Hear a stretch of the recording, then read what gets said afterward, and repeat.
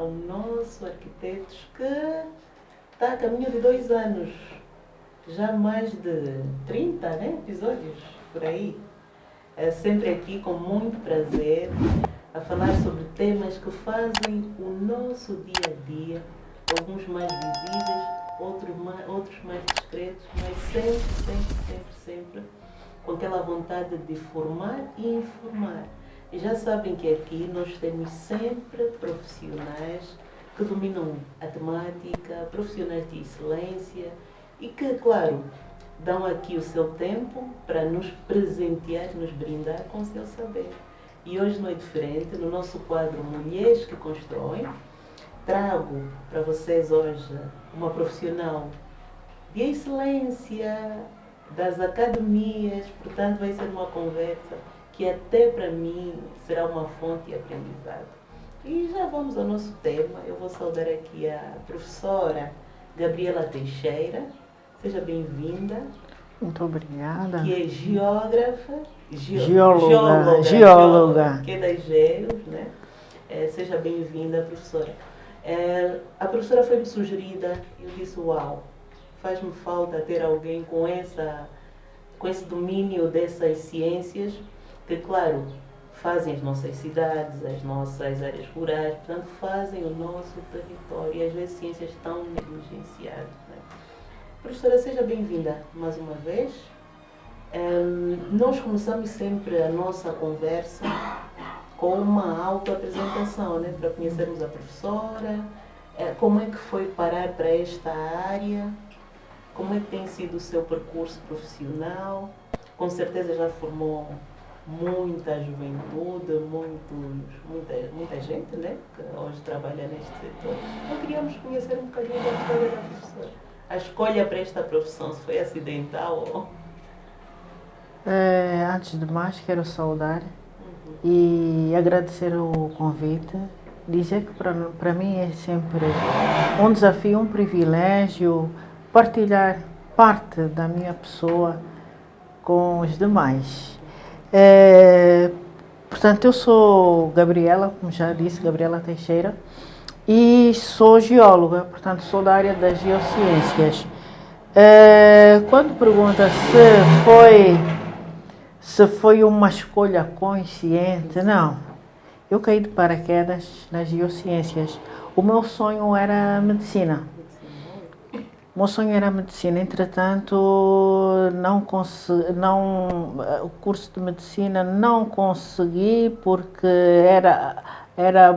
portanto, os candidatos eram muitos.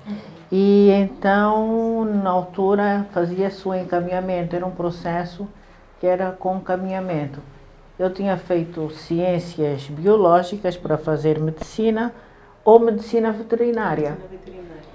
E não entrei em medicina. Medicina veterinária tinha-se início no AMBO, não? Sim, que era no AMBO. Era isso, era medicina. Medicina no AMBO, depois veio para cá para a medicina, no encaminhamento. Não? Exatamente. Então, eu queria fazer medicina, não entro em medicina e fui encaminhada para a Faculdade de Ciências para fazer biologia.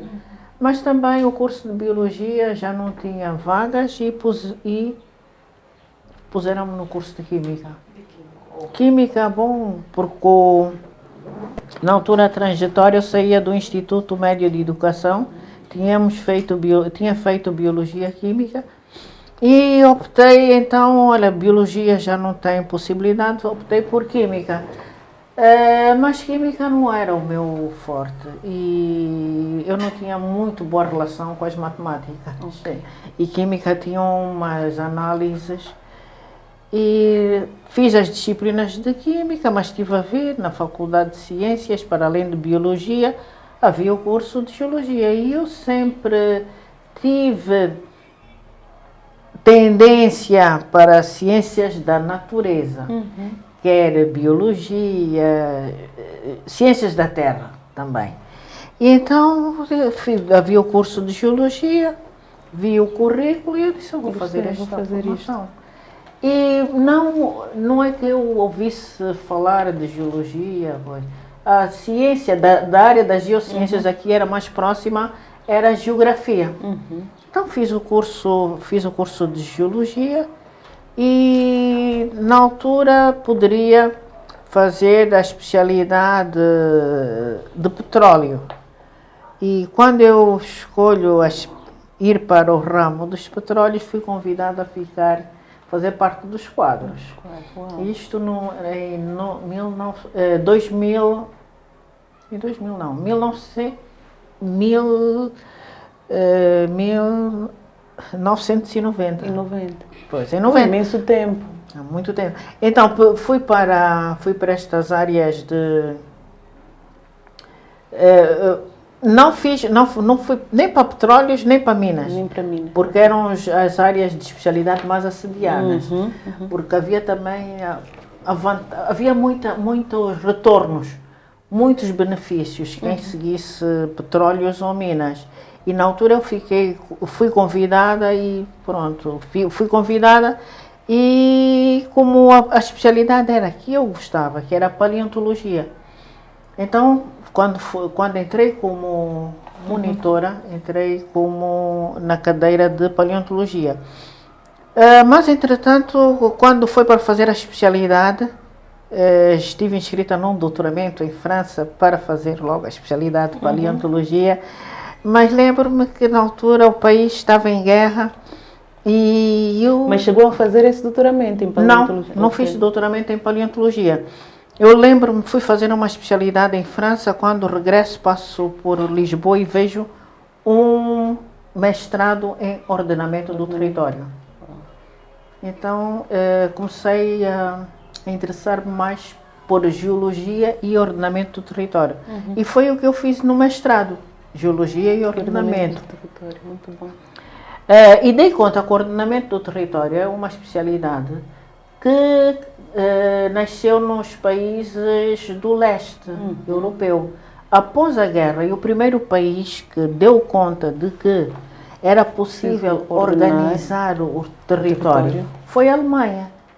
A Alemanha, depois da Segunda Guerra, começou a produzir instrumentos para ajudar a organizar o território. Portanto, depois da guerra, crescimento, e eu disse, olha, isto casa bem com a nossa realidade. Nossa realidade. Ou seja, sempre o foco foi poder dar a sua contribuição aqui na nossa realidade. Na nossa realidade. E dei conta que as cidades precisavam de ser reconstruídas, mas serem reconstruídas de uma forma em harmonia. Em harmonia com quem? Com o território. Com o espaço físico. Então nós solicitamos... Doutora, aqui já estamos a ver, quem nos ouve já está a perceber para onde vai caminhar a nossa conversa, né? E é realmente essa questão da geologia das áreas urbanas, né? Então tem tudo a ver com este processo, essa história da escolha da profissão. Exatamente. Pois. E como é que foi esse primeiro contato com essa realidade, com essa ciência, né? Foi muito pacífico, muito pacífico.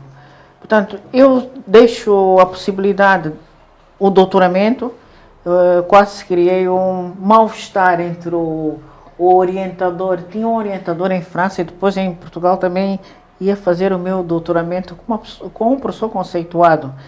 E eu disse, não vou fazer este doutoramento, eu vou fazer ordenamento do território. E aquilo não caiu bem. Então, como é que você já está inscrita num doutoramento, agora vai fazer ordenamento do território? E aparentemente coisas diferentes, né? Aparentemente. Mas acabam por se casar. Porque dei conta que paleontologia é testemunho, é registro da vida ao longo dos tempos geológicos. E que nós temos muitos lugares na Terra que estão estes registros. E também que têm que ser preservados. Quem faz ordenamento do território tem que preservar estes locais. Exatamente. Depois confrontei-me com a necessidade. Nós aqui temos o caso do Mbanza Congo, né? Que tem alguns registros. Tem registros, mas já são registros pós-quaternários. Já é a história do homem, né? É já a parte da antropologia. Portanto, nós em paleontologia, a nossa baliza, o nosso limite é quando aparece o Homo sapiens, no quaternário. Mas antes do quaternário houve sempre organismos. Há 4,6 bilhões de anos atrás, formou-se o Mas planeta aqui, Terra. estamos a fazer esses estudos? De uma forma tímida, estamos a fazer. Já temos um doutoramento de uma colega sobre os traumatólitos da Umpata. Os traumatólitos da Umpata está registado, são conhecidos internacionalmente, né? Mas e é ali na região do Lubango. Os traumatólitos da Umpata. É o registro de vestígios da vida primitiva aqui em Angola. Estão ali ali na Serra da Lema, ali naquela região Umpata. E então, nós temos, eu costumo dizer que a história da Terra é como se fosse um livro. Um livro, e o livro exatamente. Que eu comparo é e um grande livro. A Bíblia. É como se fosse uma Bíblia. Que se arranca as folhas e espalhamos pelo mundo. Espalhamos. Então nós podemos pegar as folhas e voltar a montar o puzzle. Isso é que é a história geológica da Terra. E é isso que o geólogo também tem que fazer. Exatamente. Então, há registros tão singulares que se tornam muito valiosos, que têm que ser preservados. São registros, por exemplo, das primeiras formas de vida. Até para perceber o processo de evolução. Exatamente. No mundo e em Angola. Estes vestígios, não só para perceber a evolução das formas de vida, mas também para perceber outros aspectos, como são os aspectos abióticos. Porque agora ouve-se falar em mudanças climáticas. Será que isto já aconteceu? Por que houve aquela a extinção dos dinossauros? A gente tem que se perguntar, né? E que impacto tem hoje, né? Que impacto é que tem hoje? Então há uma frase que é: o passado, o presente, agora, perdoem-me, o passado é a chave do presente. Os fenómenos que aconteceram no passado voltam a acontecer hoje. Isso até a todos os níveis, né? Daí o valor da história. É verdade, até a nível social é a mesma coisa. É a mesma coisa. E quando a gente fala a nível social, eu costumo comparar, por exemplo, a formação das rochas. A formação das rochas passa por um processo que se chama diferenciação magmática, em que, em determinadas condições, formam-se cristais, por exemplo, o diamante. O diamante só se forma em determinadas condições, determinada pressão e temperatura. Claro, tem que ter os elementos essenciais para ver para ver a formação daqueles cristais.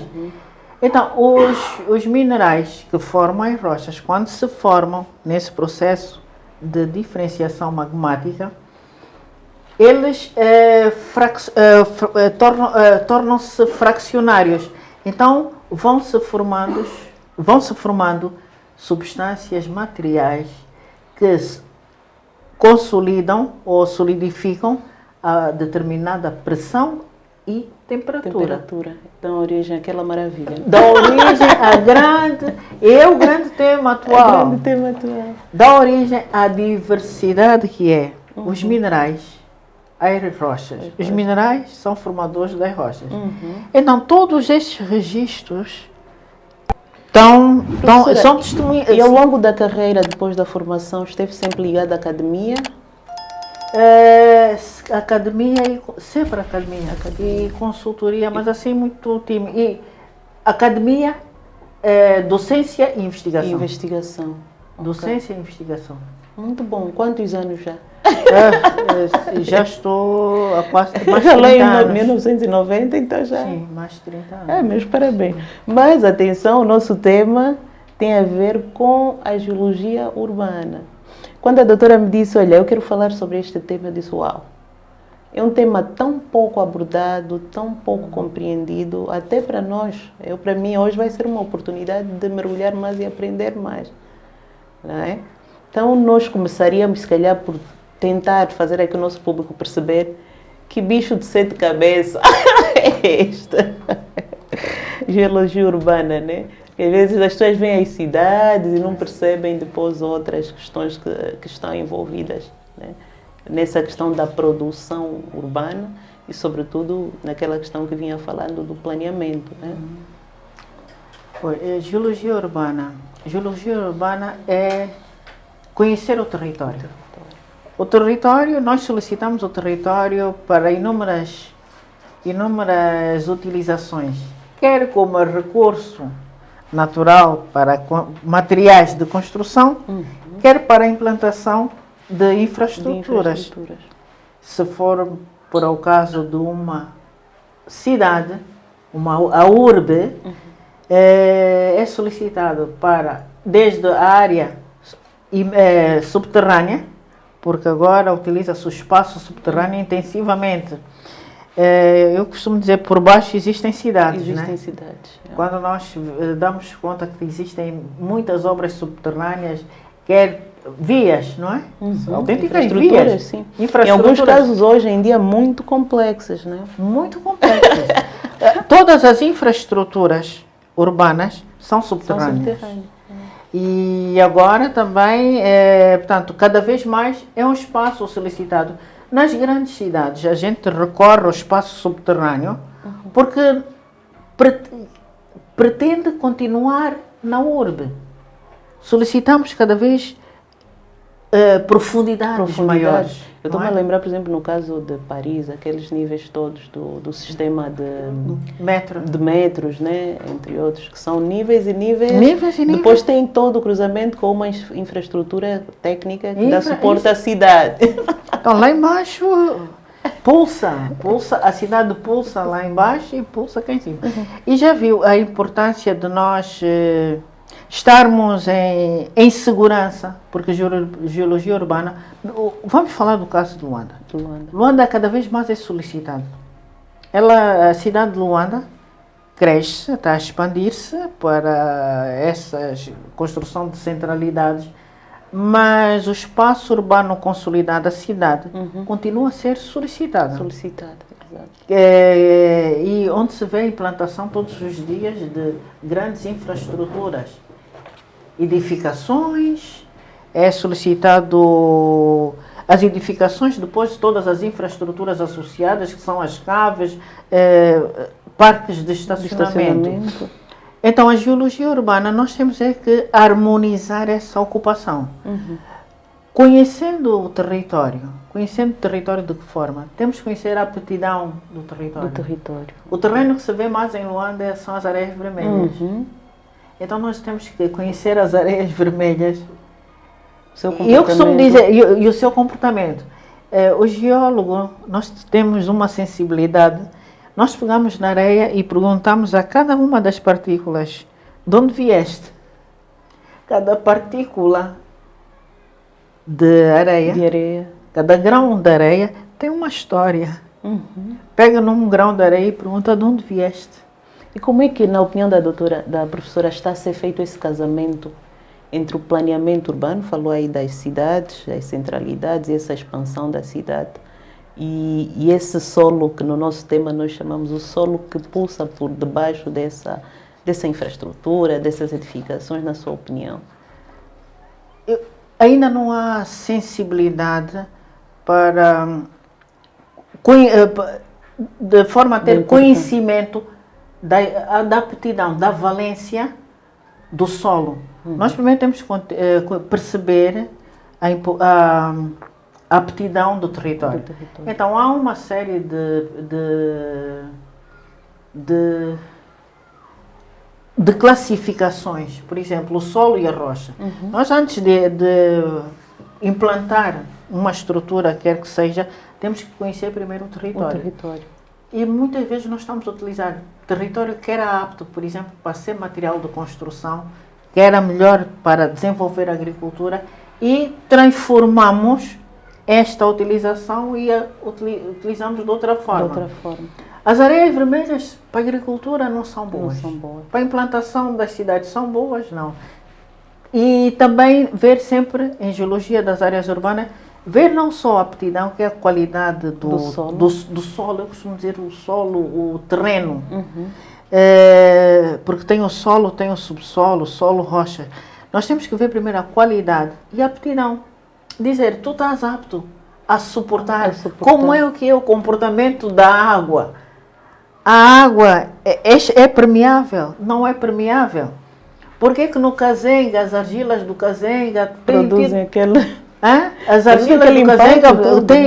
argilas do Kazenga estragam as construções porque as obras que são as vias, num instantinho aquelas vias ficam alagadas, ficam danificadas. danificadas. Por que aquilo acontece? Está lá um mineral que se chama Monte Morilonite, que provoca expansão. Então são conhecidas como as argilas expansivas.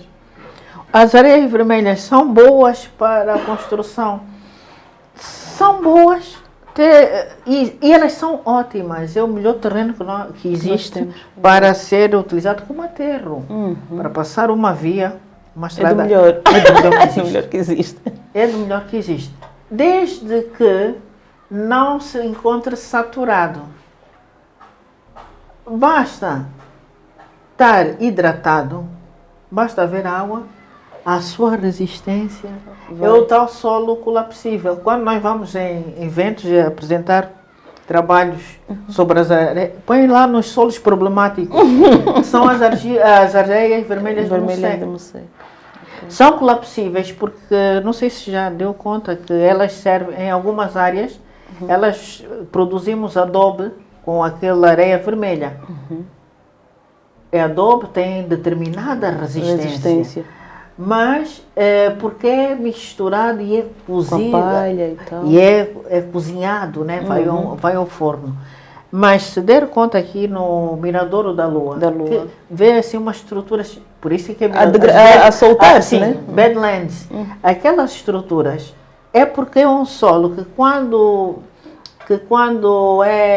se encontra saturado, ele praticamente colapsa. Então, quando tem uma infraestrutura, tem que se conhecer, tem que ter bastante resistência para ele suportar a solicitação. Por isso Mas a doutora, por exemplo, falava de uma questão que fiquei aqui agora a tentar perceber melhor. É essa expansão da cidade de Luanda, esse crescimento e essa ausência de consciência desses fatores aqui da geologia urbana, desse estudo do que deve fazer, e com isso vão surgindo claramente alguns problemas, não? Sim. Então, gostaria de perceber melhor que problemas são esses que tem identificado numa primeira fase, esses desafios que hoje, os casos concretos, né, que têm estado na decorrência dessa falta de consciência da importância da geologia urbana.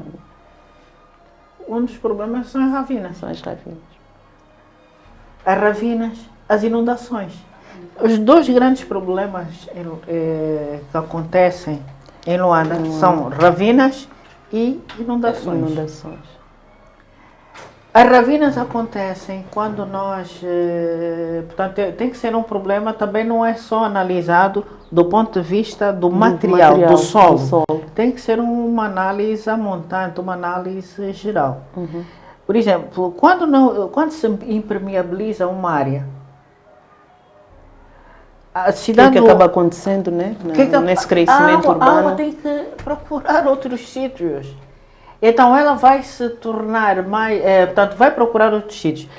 Luanda, antes destas construções, já havia o problema de inundações e já tinha o problema das ravinas, das barrocas. Só que agora estão-se a intensificar. E nós, com esta ocupação, posso dizer, desordenada, estamos a agravar.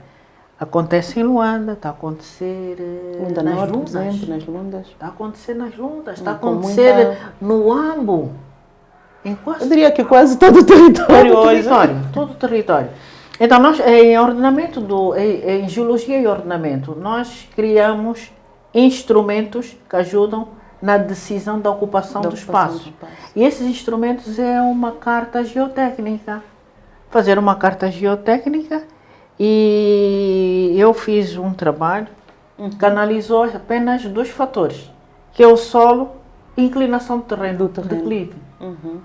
Porque solo e declive... Esse trabalho incidiu sobre Luanda? Sim. Uma parte do meu mestrado foi sobre portanto, caracterização dos solos de Luanda para o ordenamento. E o outro já foi zonamento de riscos e perigos. Mostrar onde é que vai a suscetibilidade de inundação, a suscetibilidade de haver deslizamento. Mas eu agora estou já a utilizar o termo que a maior parte da população utiliza. O termo deslizamento não é o mais adequado, é movimento de massa. Porque quando chove não ocorre só deslizamento. Antes de haver deslizamento, vem muita carga de material, solo, não é? Que vem arrastado com coisa. Aquilo não é deslizamento, mas aquilo é movimento de massas que começa com... E qual é a avaliação que a professora fez ao longo desses estudos sobre Luanda? Como é que caracteriza hoje esta questão da geologia, né, da nossa cidade? Há muitas zonas com... Os riscos são muitos, já mencionou que tem-se vindo a agravar, né? E que fatores é que podemos aqui elencar para tentar minimizar, né, se for possível? E aqui, de certo, é um trabalho conjunto, urbanistas, entre outros, sociólogos também, né? Sim, sim. Evitar ocupar as zonas que tenham declives muito acentuados. Declive e inclinação do terreno. As que têm inclinação do terreno muito acentuada são suscetíveis a haver movimento de massa e pode haver as tais formação de ravina. E as zonas com suscetibilidade à inundação, que são os grandes riscos naturais aqui em Luanda. Inundações e haver o risco de ravinamento. Então, nas zonas muito planas, em que, por exemplo, a saturação, o nível freático está a uma profundidade inferior a 15 metros, a suscetibilidade de inundação é muito grande. Porque assim, se a menos de 15 metros nós temos o nível freático, ela rapidamente vai saturar, então vai alagar. Vai haver inundação. Nós aqui em Luanda temos várias zonas, né? Por exemplo, ali no... Os Kazenga. O Kazenga tem uma zona antiga. Vamos às centralidades. Essas centralidades. Nós vemos muitas zonas alagadas. Falou do problema. Como é que se Mas ali é só pelo solo ou por conta da insuficiência de soluções que permitam o correto escoamento? É por conta de soluções que permitam haver uma drenagem eficiente. Porque inundação acontece por quê? Nós, por exemplo, aqui em Angola não chove muito. Sobretudo Luanda, né? Não chove muito. A média é 366 milímetros. Milímetros, não é muito. Só que o tempo de vazão nas áreas urbanas para não haver inundação não é eficaz, não é eficiente. Então, nessas zonas, agora tem que se investir nas infraestruturas de drenagem de águas pluviais. Eu não sei como é que foi dimensionado. Portanto, é a solução mais rápida. Redimensionar o sistema de drenagem das águas pluviais. E hoje, por conta também da expansão das cidades, não é tão fácil. A questão da ocupação de áreas, se calhar, que favoráveis à passagem das águas, né? Essa questão que a professora mencionou ao início da ocupação desordenada, né? Sim. Em áreas muitas das vezes passíveis ou melhores para fazer o escoamento, então torna a coisa e não é só complexa, né? Não é só escoamento, é assim, antes do coisa, porque o espaço urbano tem áreas que são as áreas até que nós chamamos áreas que deve-se evitar a ocupação, porque são as áreas de recarga dos aquíferos. Porque parte da água, uma parte bate no solo e infiltra-se, outra parte sofre escorrência superficial que vai alimentar aquelas linhas de água que pacificamente estiveram lá naturalmente. Mas essas linhas de água foram colmatadas com construções. Então a água tem que passar em algum sítio. Construíram onde ela infiltrava. criaram barreiras onde ela passava. Onde ela passava. Então, o caminho que ela encontrar vai se tornar como uma correnteza, vai se tornar mais forte. Então vai provocar o quê? Um desgaste maior. Então, se provoca desgaste maior, aquilo que era uma linha de água pequena vai ter a tendência de alargar. Então, a solução, as áreas construídas, a solução agora é de engenharia mesmo. É de engenharia, mas é uma engenharia que é multidimensional, no caso, né? Exige também essa expertise, né? Sim.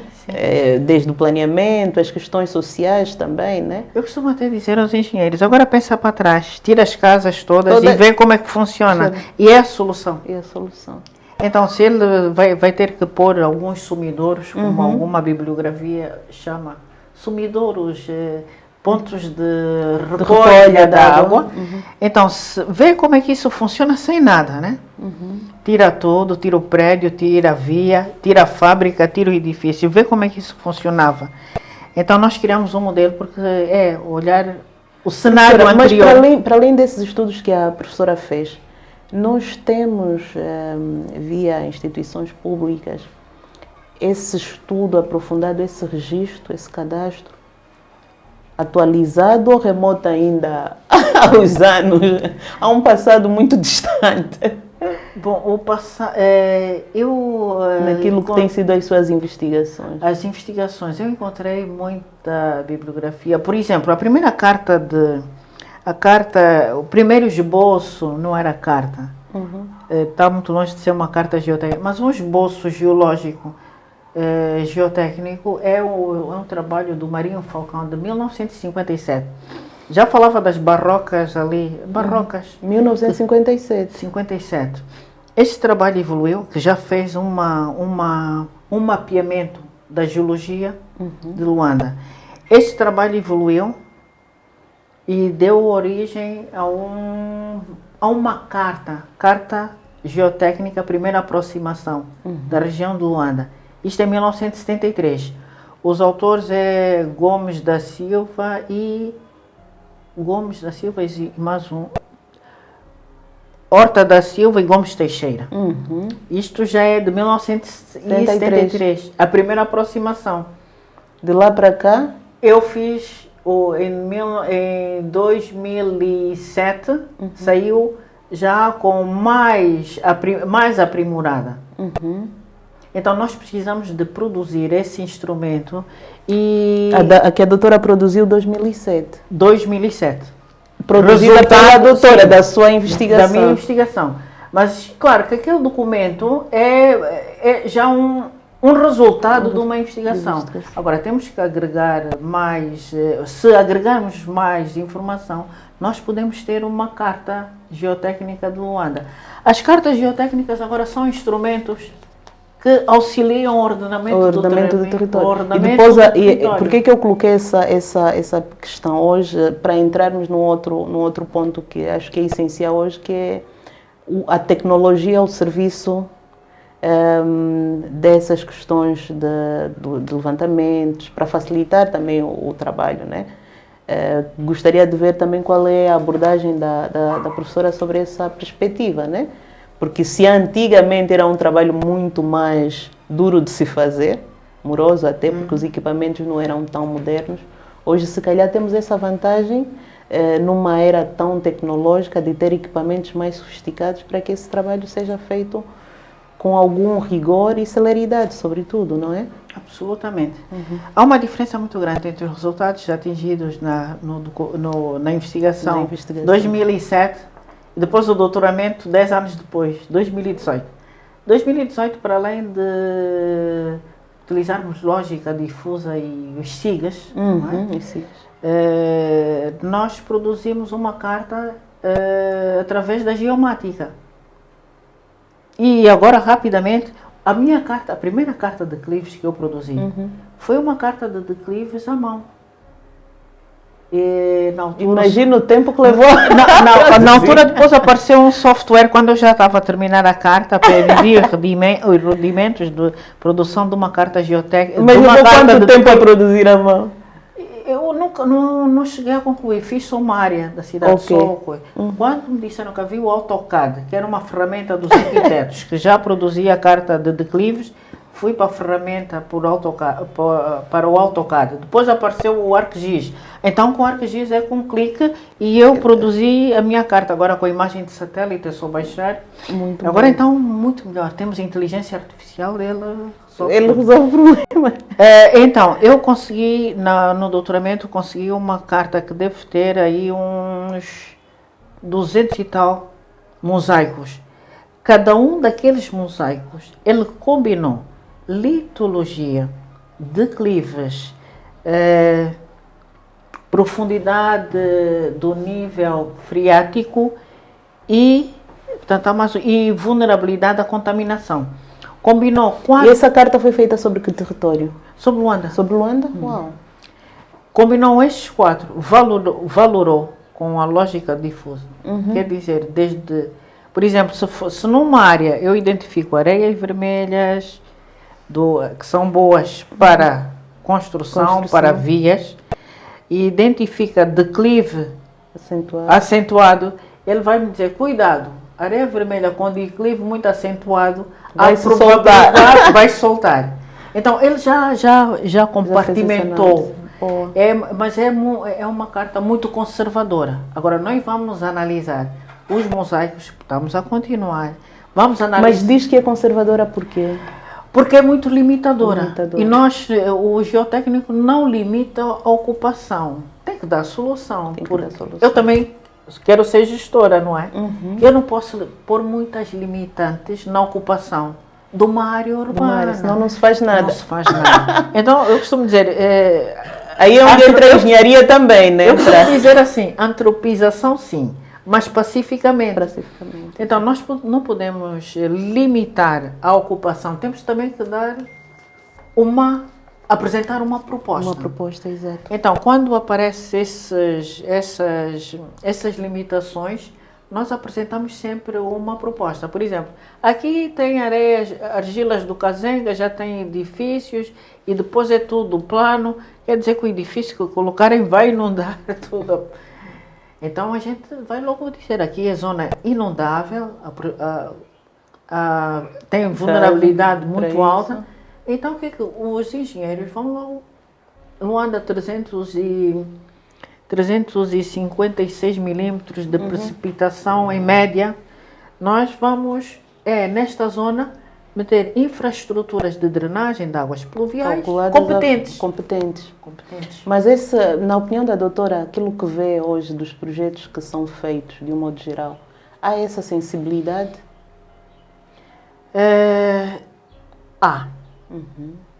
Há essa sensibilidade. O problema é pôr em prática. É assim, não se pode pensar que a gente vai economizar recursos e ter benefícios. Porque estas soluções são caras. São caras. Aliás, tem um colega nosso, engenheiro, que fala sempre do Rio Luanda. E um dos fatores é mesmo que às vezes se debate é o custo, né?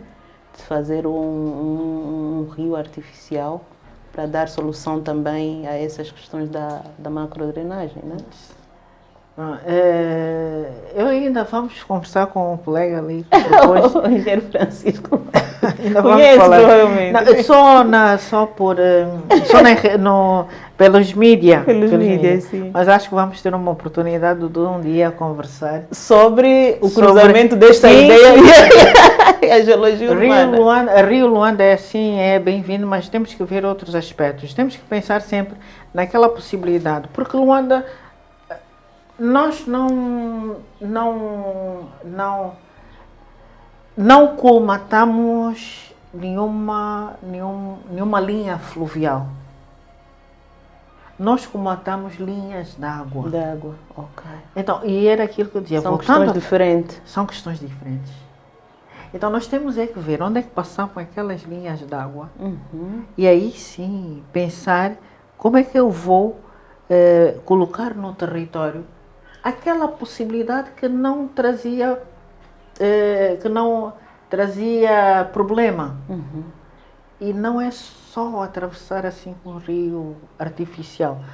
Fora que tem uma certa complexidade. Sim, por exemplo, a Luanda parece assim, é uma espécie de um delta, não é? Porque aquilo está na bacia do Kwanza, que é tudo sedimentário. A bacia sedimentária é um grande delta. Neste grande delta tem um rio. Tem vários rios. Tem o rio Bengo aqui. Luanda está limitada. Rio Kwanza aqui e o rio Dande. Não, é Dande. Sim, rio Dande aqui. Tinha assim o rio Cambulombo. Essas linhas d'água é que tem que se pensar. Linhas d'água, rios, linhas d'água, isso aí temos que pensar. Eu não vi muito bem o projeto do rio, a proposta, sim, né, que ele coloca. A proposta. Mas eu acho que o interessante disso tudo é a possibilidade de refletirmos sobre esses assuntos, né? E aliás esse nosso programa é mesmo sobre isso, trazer abordagens diferentes e tentar encontrar aqui pontos de convergência, né? Porque, por exemplo, nessa questão do Rio Luanda, mesmo do ponto de vista urbanístico, daquilo que é do nosso lado, arquitetos, tem implicações, né? Do ponto de vista de ordenamento. Portanto, é uma ideia que, claro, por exemplo, eu ia gostar de ver uma conversa com a doutora e o engenheiro Francisco, sobretudo nessa questão no que toca à geologia urbana, né? De uma solução como esta. Mas também, outra questão que eu também gostaria de ver, de perguntar à doutora, é, na sua opinião, que questões mais podem ser relevantes para as nossas cidades, não só para Luanda? Temos aí outras províncias que estão em crescimento com essa questão da pressão demográfica. Que cuidados é que a priori devemos ter? Porque se calhar Luanda já tem alguns elementos, cartografia, algumas bases, mas algumas províncias podem não existir esses instrumentos, né? Portanto, antes da ocupação antes da construção de uma urbe, há elementos que agora são necessários. Elementos que são instrumentos de ocupação das áreas, né? Quer para qualquer área, portanto, que são os planos diretores. Os planos diretores agora têm que incluir. Que até aqui estamos a lutar com eles, né? Porque não é todas as províncias que os têm. Mas os planos diretores têm que incluir também a componente das geociências, da geologia. Antes de se pensar no território, pensar na aptidão do território. Isso só vai trazer benefícios. Porque depois, quando até estamos a precaver problemas, portanto, os problemas que são identificados nas cidades, os problemas, por exemplo, que são identificados a outros usos, não é? Por exemplo, nós nas zonas rurais, né, onde mais se desenvolve ação agrícola. Nós também tem que ser alvo de um estudo, porque quando se adjudica uma área para a agricultura, ela já tem que ter as valências, tem que ter água perto, tem que ter até o próprio solo, né? Se for areias vermelhas, eu vou ter que gastar muito mais fertilizantes. E há terrenos que, por natureza, é aquilo que nós fazemos classificação de solos, porque eu digo, os solos é matéria de trabalho de vários especialistas. São os agrônomos, são os arquitetos, os biólogos. Solo é onde se desenvolve a biodiversidade. Então, nos solos, nós temos que conhecer as valências dos materiais, sob pena de termos sempre mais custos do que benefícios. Então, se eu tenho uma área que tem prevalentemente os solos areia vermelha, solo areia vermelha, do ponto de vista de engenharia, é chamado A24 ou SC, SM, SL. Porque é um solo. O L é porque tem baixa plasticidade. Tem exato. baixa plasticidade. Tem poucos elementos de argila. Uhum. A possibilidade de existir Monte Morilonite, que é o terror do geotécnico, não está. Então, quando eu vejo um solo A75 pode ser o quê? Um MH e alto lá. Uhum. É uma argila H com alta plasticidade. Alto lá Para ter algum cuidado para a construção. Para a construção. Principalmente quando é para passar via. E tem mais. Esta classificação foi desenvolvida considerando o uso como materiais para pôr sobre os aerodromos. Aerodromos, ok. Para pistas de aviões. Foram desenvolvidos depois da Segunda Guerra Mundial, né? A classificação Washington, principalmente a classificação Washington. Então, A24 é bom para vias. Esta areia vermelha, para mim é uma relíquia. Eu vejo areia vermelha como uma relíquia. Uma relíquia. Professora, agora uma questão assim já de quase fecharmos o nosso programa, porque passa sempre muito rápido. Olhando aqui para o futuro das nossas cidades e essa questão da geologia, não é? Sobretudo essas questões das alterações climáticas. Que cuidados é que devemos ter daqui para frente, não é? Que cuidados? É sim, alterações ou consciência? É evidência. Alterações climáticas é evidência. E a evidência é a seguinte: aqueles fenómenos extremos que provocam perigos e que são riscos e perigos, como por exemplo as inundações.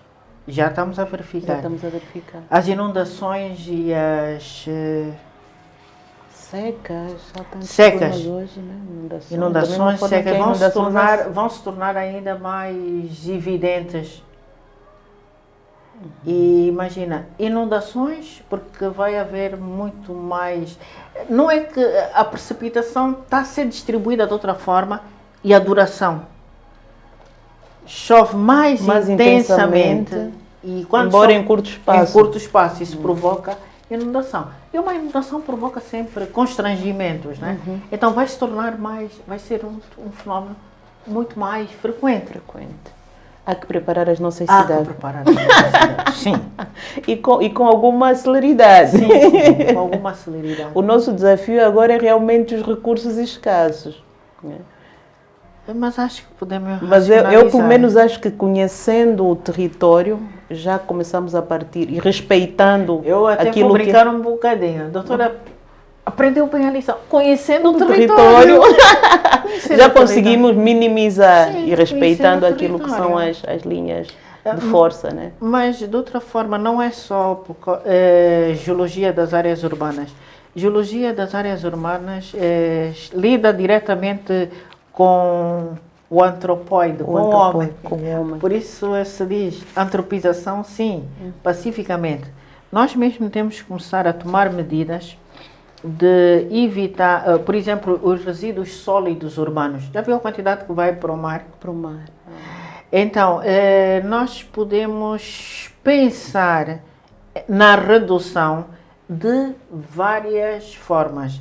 Ainda recentemente foi apresentada uma solução que eu penso que poderá prevalecer. Portanto, quando vêm os materiais e são descarregados para o mar, por que não pensar recolhê-los antes deles chegarem ao mar? E aí países que têm feito um trabalho interessante com redes e outras exatamente. Coisas. E nós também temos que começar a pensar desta forma, desobstruir ou pensar naquelas linhas de água que por vezes estão comatadas com lixo. Então essas linhas de água... Haver limpezas regulares. E passa por haver já linhas bem definidas que é possível encontrar quando nós vamos aos bairros, fazemos o testemunho das pessoas. Olha, a água passa por ali. A água passa aqui e passam as geleiras. As geleiras e o fogão. As arcas dizem, Vai tudo para aqui. vai. Pronto, infelizmente até dizem, às vezes passam pessoas, não é? Com aquela correnteza.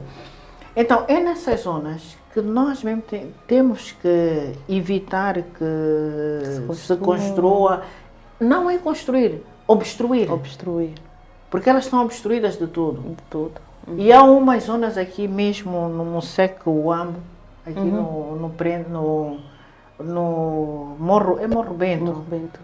No Moceque Uambo, onde há linhas de água, que as pessoas já estão consciencializadas, que ali no meio, no tempo seco, nós passamos de carro e ali não constroem. Benfica também tem algumas zonas. Que as pessoas já não constroem, então é possível.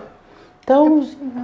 aqui o nosso trabalho é sempre formar e informar e contribuir para a qualidade de vida, não só das nossas cidades, porque às vezes também temos abordado temas que se focam nas áreas rurais e o território é dinâmico. Hoje áreas rurais, amanhã pequenas vilas e vilas facilmente vão aí ascender para cidades, portanto o território é dinâmico. Então, professora, eu gostaria de agradecer a sua participação, que nos honra, aprendi bastante e queria aproveitar para que a professora possa tecer também as últimas considerações à nossa conversa e alerta aqui a nossa população para a sensibilidade com essas matérias, né, do solo. Eu acredito que a população já tem consciência de que o território tem que ser conhecido e quando são anunciadas algumas medidas necessárias para ver a harmonia entre o território e a população. Nos sítios por onde temos passado, porque sou coordenadora de um projeto que é a Geologia das Áreas Urbanas, as pessoas acatam Esse projeto, o que é que faz, sobretudo? Sensibilização?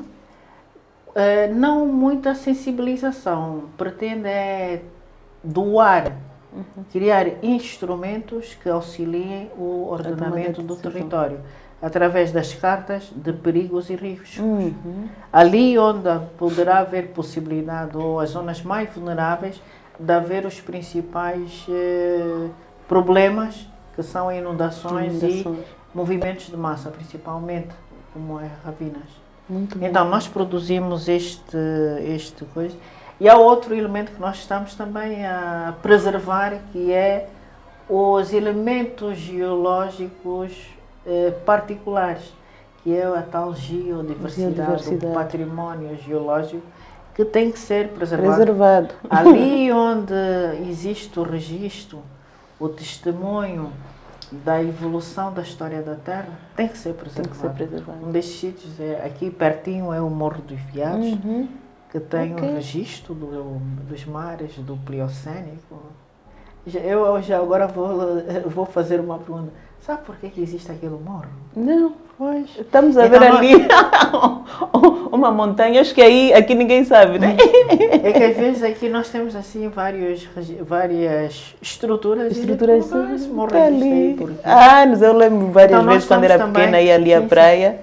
Nós também estamos a ajudar a população a reconhecer a importância destes lugares. Mas por que ele existe ali? Qual é a história já agora? A importância também. A cidade, portanto, esta área aqui, que é a Bacia do Kwanza, houve vários eventos. Primeiro houve o evento da sedimentação. Quando houve a separação do Gondwana, criou-se uma grande depressão.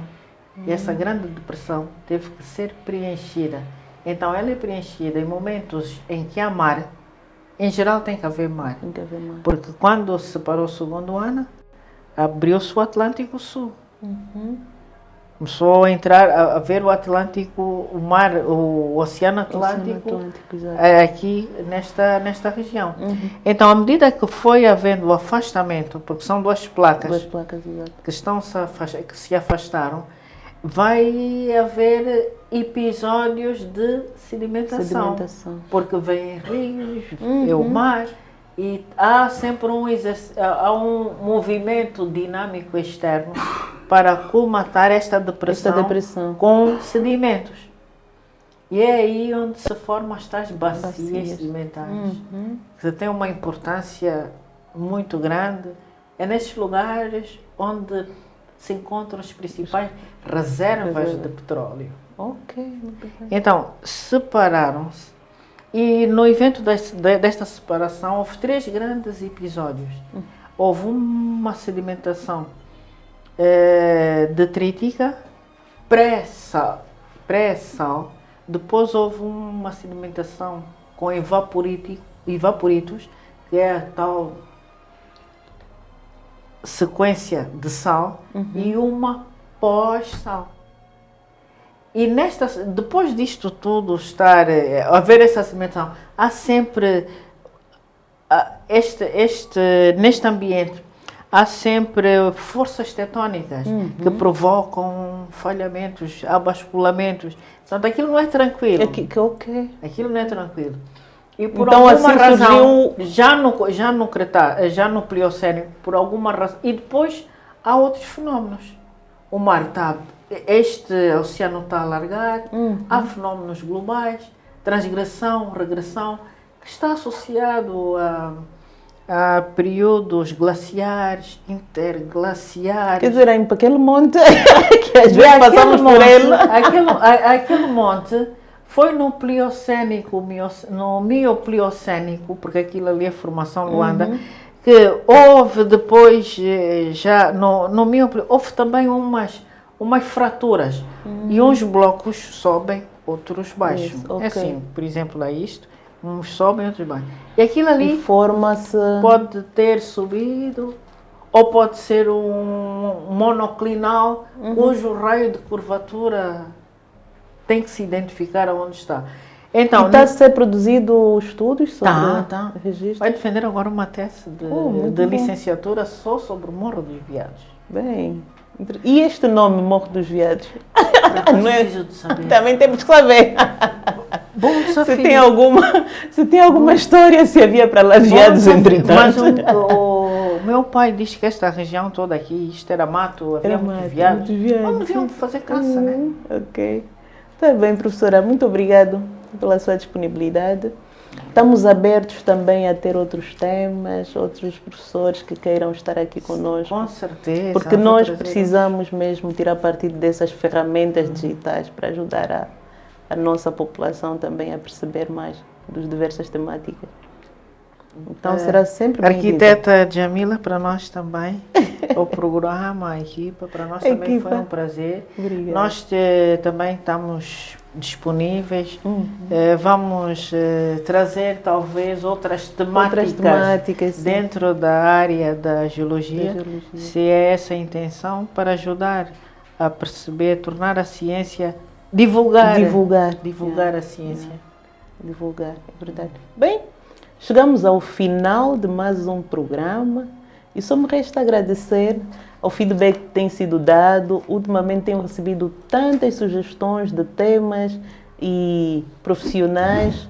Então vai ser certamente, os próximos programas vão ser maravilhosos. E claro, até pessoas fora da nossa área de saber. Isso é que é interessante de estar aqui deste lado, é ver a coisa crescer e assumir outras dinâmicas. Então, até o próximo, arquitetos. Estaremos sempre aqui, né?